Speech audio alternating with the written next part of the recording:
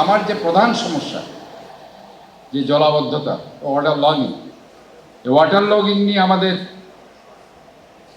সবাই মিলে যদি আমরা এই ধরনের একটা টপিকস চিন্তা করতাম, যে আমার ভাবনা এটা, হ্যাঁ এটা হতে পারে, আমি এটা হলে হয়তোবা এই সমস্যাটা সমাধান হতে পারে। চট্টগ্রামকে আন্তর্জাতিক পর্যটন গন্তব্য হিসেবে গড়ে তুলতে কি হতে পারে নতুন ব্যবসায়িক ধারণা, এমন প্রশ্নের উত্তর খুঁজতেই তরুণদের অংশগ্রহণে অনুষ্ঠিত হয়েছে দৃষ্টি বিজনেস আইডিয়া কন্টেস্ট, যেখানে চ্যাম্পিয়ন হয়েছে চট্টগ্রাম বিশ্ববিদ্যালয়। অনুষ্ঠানে চট্টগ্রামের মেয়র বলেন, শুধু অবকাঠামো নয়, চট্টগ্রামকে আধুনিক পর্যটন নগরী হিসেবে গড়ে তুলতে কাজ করছে তার সরকার।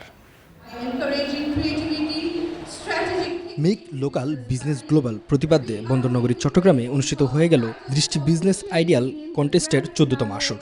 ফাইনালে নিজেদের উদ্ভাবনী পরিকল্পনা তুলে ধরে 4টি বিশ্ববিদ্যালয় দল। চট্টগ্রামের পর্যটনকে আরও আকর্ষণীয় করতে ডিজিটাল প্রচারণা, কমিউনিটি ট্যুরিজম, পরিবেশ বান্ধব উদ্যোগ এবং ঐতিহ্যভিত্তিক পর্যটনের নানা প্রস্তাব তুলে ধরেন প্রতিযোগীরা। Earn your own money and uplift your own people. How can I forget where I belong? I belong to the hill tracts. Why should you pick me up from there? এখন পুরনো কি রীতিনীতি ছিল ওইটার উপর বেস করা না দেয়া, না থিম নিয়ে বসে না থেকে, বরঞ্চ you should explore if you can change the rules and regulation. বিচারকরা প্রতিটি পরিকল্পনার বাস্তবায়ন যোগ্যতা, ব্যবসায়িক সম্ভাবনা এবং সামাজিক প্রভাব মূল্যায়নের ভিত্তিতে বিজয়ী নির্বাচন করেন।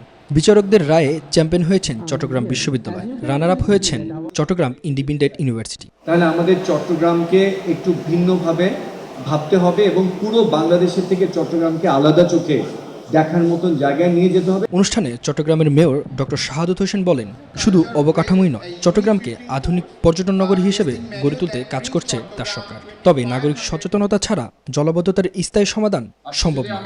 Spanish digital print tiles, ATI tiles, এক টাইলসে জীবন পার। আমার যে প্রধান সমস্যা যে জলাবদ্ধতা ওয়াটার লগিং, এই ওয়াটার লগিং নিয়ে আমাদের